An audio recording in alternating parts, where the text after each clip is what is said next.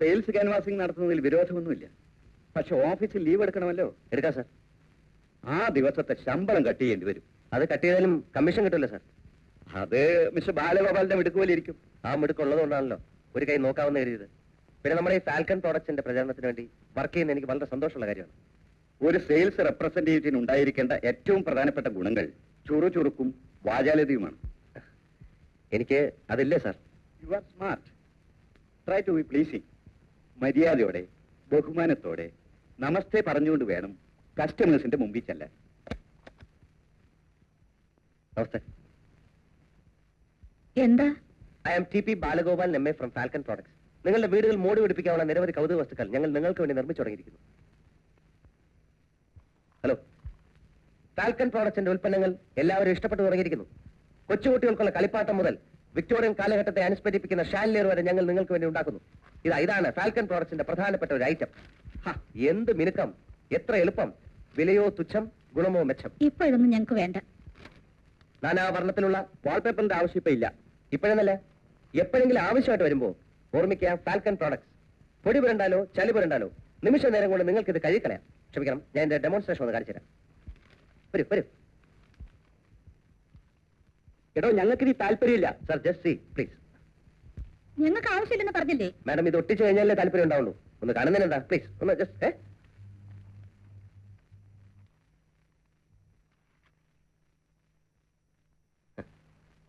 ഇതാ for example, ഇതിൽ എന്തെങ്കിലും അഴുക്ക് വരണ്ടോ എന്ന് വിചാരിക്കാം.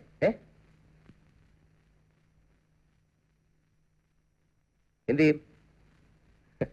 നിമിഷ നേരം കൊണ്ട് വെറും പച്ചവെള്ളം ഉപയോഗിച്ച് ഞാൻ ഇത് കഴുകിക്കളയാം.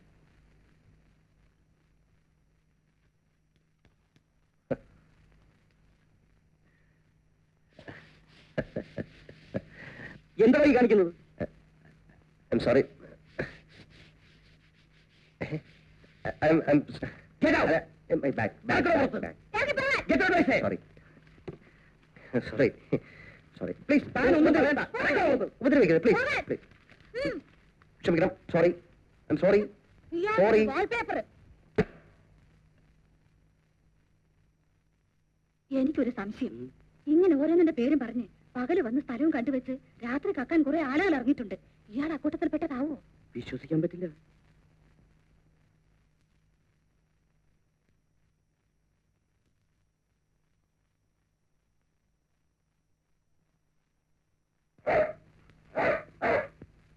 പട്ടി കടിക്കും, സൂക്ഷിക്കുക.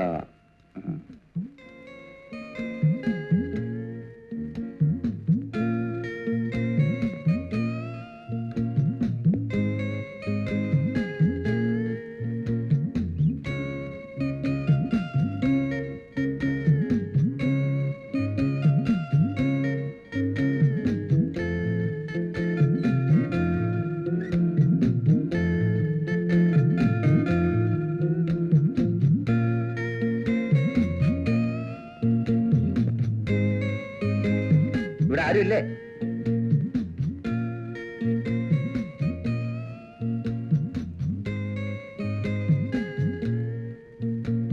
ആരെങ്കിലും ഉണ്ടോ ഇവിടെ?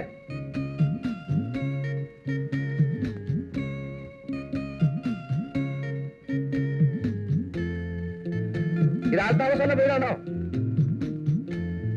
എന്തു വേണം? നമസ്തേ. ഓ, നമസ്തേ പറയാൻ വന്നാണോ? എവിടുന്നാ? ഞങ്ങളുടെ വിസ്തരിക്കണ്ട. പിരിവിന് വന്നതല്ലേ? 5 പൈസ ഇവിടുന്ന് സംഭാവന കിട്ടുന്നു വിചാരിക്കണ്ട. സംഭവിക്കുള്ളൂ. അയ്യോ മാഡം, എന്നെ തെണ്ടിയെന്നോ കള്ളനെന്നോ വിളിച്ചോളൂ. പക്ഷെ പിരിവുകാരനെന്നോ രാഷ്ട്രീയക്കാരനെന്നോ വിളിച്ച് ആക്ഷേപിക്കരുത്. പിന്നെ ആരാ? എത്ര മിനുക്കം, എത്ര എളുപ്പം, എന്തൊരു ഭംഗി, എന്തൊരു ഉറപ്പ്, ഗുണമോ മെച്ചം, വിലയോ തുച്ഛം. അതാണ് ഞങ്ങളുടെ ഫാൽക്കൺ പ്രോഡക്ട്സിന്റെ മൾട്ടി കളർ വാൾ പേപ്പറുകൾ. നാനാ വർണ്ണത്തിലുള്ള എല്ലാവരും അത്യധികം ഇഷ്ടപ്പെടുന്ന ഫാൽക്കൺ പ്രോഡക്ട്സിന്റെ മൾട്ടി കളർ വാൾ പേപ്പറുകൾ നോക്കൂ. മനുഷ്യനൊന്ന് ഉറങ്ങാനും സമ്മതിക്കില്ലേ? Sorry sir, time is 9:30. അതുകൊണ്ടാ. എത്ര ഭംഗി, എന്തൊരു എളുപ്പം. നോക്കട്ടെ. നിമിഷ നേരം കൊണ്ട് നിങ്ങളുടെ ചൂരൊരു പൂങ്കാവനമായി പൂത്തുലസിക്കാൻ പോവുകയാണ്. മന്ത്രമല്ല, മായല്ല. ഇതാണ് ഞങ്ങളുടെ ഫാൽക്കൺ പ്രോഡക്ട്സിന്റെ അത്ഭുതകരമായ കണ്ടുപിടുത്തം. നാനാ വർണ്ണ ഇവിടെ വന്നുകൊണ്ട് ഒച്ച വെച്ചാൽ എന്റെ വിധം മാറും. എന്താ ഇതിന്റെ വില? ഇതിന്റെ വില എന്ന് പറഞ്ഞു എന്നോട് അകത്ത് പോകാനാ പറഞ്ഞത്. നിങ്ങൾ എന്തിനാ ഞങ്ങൾ ചാടുന്നത്? ദോഷം പറയരുതല്ലോ. ചുമരിലൊട്ടിച്ചാ നല്ല ഭംഗി. വാങ്ങിച്ചൊട്ടിക്ക്. 10,000 അടുക്കി വെച്ചിട്ടുണ്ടല്ലോ തറവാട്ടിൽ നിന്ന് കൊണ്ടുവന്ന സ്വത്ത്. സാരമില്ല മാഡം, മാഡത്തിനെ പോലെ എല്ലാവർക്കും കലാവാസന ഉണ്ടായിക്കൊള്ളുന്നില്ലല്ലോ. നോക്കിക്കോ, ഞാൻ വീട് മുഴുവനും വാങ്ങിച്ചു ഒട്ടിക്കാൻ പോവാ. നമുക്ക് ഒട്ടിക്കാം. ആദ്യം ഞാനിത് ഒട്ടിച്ച മാഡത്തിന് ഇതിന്റെ ഭംഗി അയച്ചിരാം. വരും.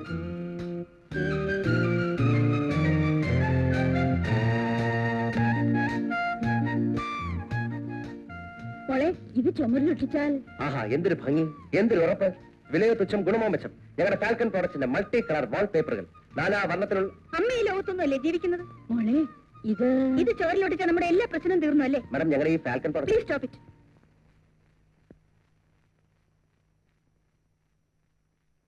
വലിയ കഷ്ടമുണ്ടമ്മേ. അറിയാത്തതുകൊണ്ടാ ഞങ്ങളുടെ ഈ നാനാ വർണ്ണത്തിലുള്ള പൊയ്ക്കോളൂ, ഏ? പൊയ്ക്കോളൂന്ന്. ഞാൻ പോട്ടെ. ഓ.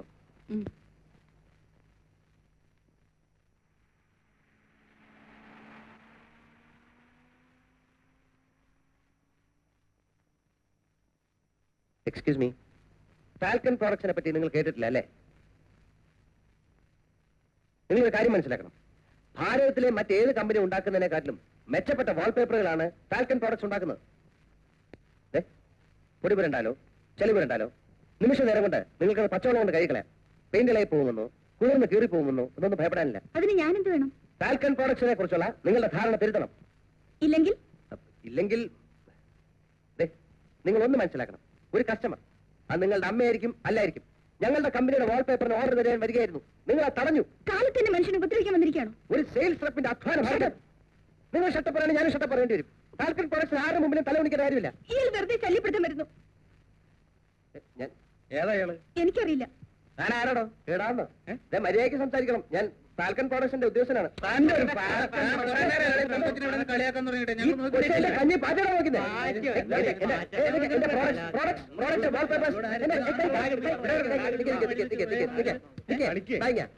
എന്താ പ്രശ്നം?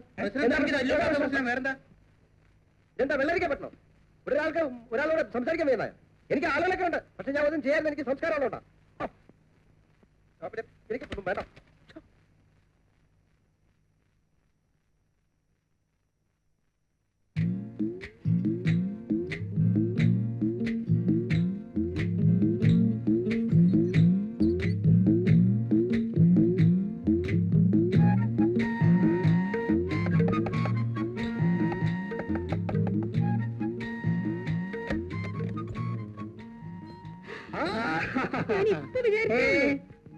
കാക്ക വരുന്ന വിളിച്ചപ്പോഴേ ഞാൻ തീരുമാനിച്ചതാ ചന്ദ്രേട്ടൻ ഇന്ന് തന്നെ വരുന്നു.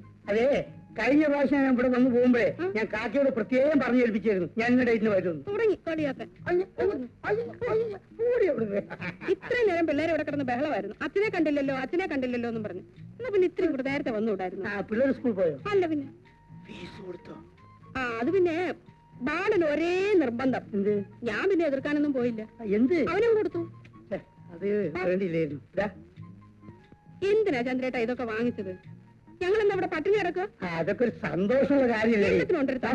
നടക്ക്, അതൊക്കെ ഒരു കടമയല്ലേ?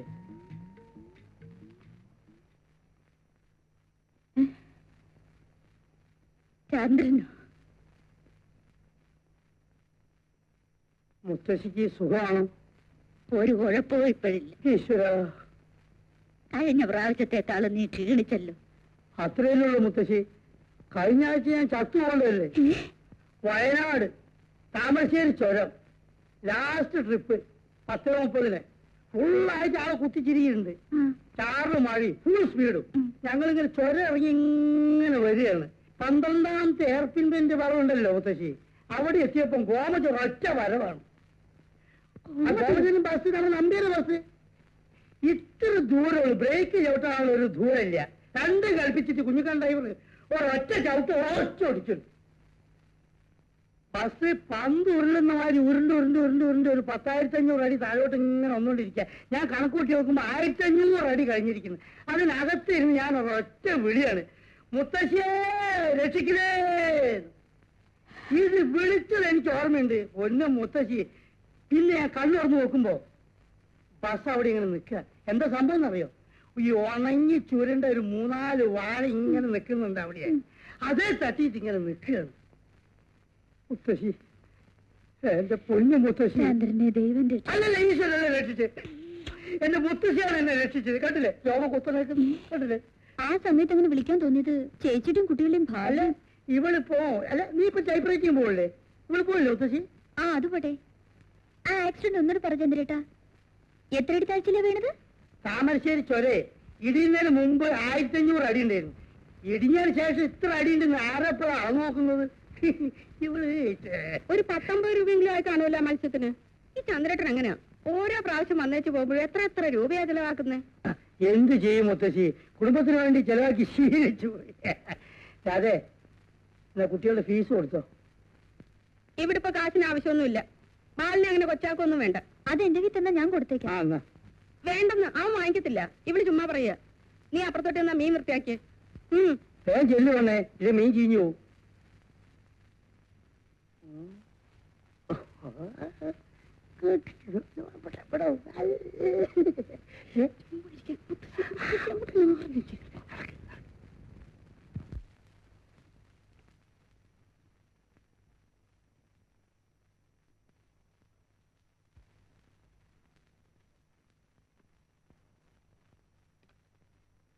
അളിയൻ ലാൻഡ് ചെയ്തിട്ടുണ്ട്. ഓ, എവിടെ? അവിടെ ഇരിപ്പുണ്ട്. ബാലേട്ടനോട് ഒരു കാര്യം ഞാൻ പറഞ്ഞേക്കാം.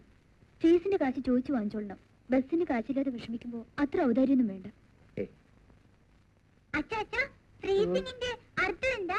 ഫ്രീസിംഗ് ഫ്രീസിംഗ് പറഞ്ഞ ഒരു സിംഗ് ഫ്രീ ആയി, അതാണ് ഫ്രീസിംഗ്. ഗ്ലാഡിന്റെ അർത്ഥം മോളെ അങ്ങനെ പ്രത്യേക അർത്ഥമൊന്നുമില്ല. ഓരോ രാജ്യത്തും ഓരോരുത്തർ വായ തോന്നിയൊക്കെ പറയും. എന്റെ മോളെ ഒന്നും പഠിക്കുന്നത് കേട്ടാ. കേമലിന്റെ സ്പെല്ലിങ് എന്താ? കേമലോ? കേമല്. ആ, KAMLA കേമൽ. KAMLA camel. എന്നിട്ട് പറഞ്ഞു ഈ അച്ഛനൊന്നും അറിഞ്ഞൂടാണ്. എടി ഇതാണ് താഴെ പഠിപ്പിച്ചിരുന്നത്. എടി ഒന്നും അറിഞ്ഞൂടാ, അച്ഛൻ ഇതുവരെ വളർത്തിയെടുത്തില്ലേ? എടി രാധേ രാധേ മുറിയത്ത് ബാലോ മല. ഒരു പ്രധാനപ്പെട്ട കാര്യം പറയാൻ വേണ്ടിയാ ഞാനിപ്പോ ഇങ്ങോട്ട് വന്നത്. നിനക്ക് ഞാനൊരു പെണ്ണിനെ കണ്ടുവച്ചിട്ടുണ്ട്. മെഡിക്കൽ കോളേജില് 1, 2, 3 എന്തിനോ വലിയ വലിയ ക്ലാസ് പഠിക്കുകയാണ്. നല്ല ഐശ്വര്യമുള്ള പെണ്ണ്, അതിനൊത്ത സൗന്ദര്യം. പിന്നെ ഞാൻ അന്വേഷിച്ച് നോക്കിയവേ നല്ല അന്തസ്സുള്ള തറവാട് നമുക്ക് ചേർന്ന്. മെഡിക്കൽ കോളേജിൽ പഠിക്കുന്ന കുട്ടിയാണോ? ബാലേട്ടന്റെ ഇപ്പോഴത്തെ സ്ഥിതി വെച്ച് പെൺകുട്ടി ഡോക്ടറായി പോരാ, കുറഞ്ഞതൊരു IAS എങ്കിലും വേണം. ദേവിയുടെ വിചാരേ ഞാൻ നുണ പറയുന്ന കേട്ടോ. അല്ല, കുട്ടിയുടെ അച്ഛനായി ഞാൻ ഒരുപാട് നേരം സംസാരിച്ചു. നിന്നെ കുറിച്ചുള്ള വിവരമൊക്കെ പറഞ്ഞ് ഭയങ്കര താല്പര്യോ.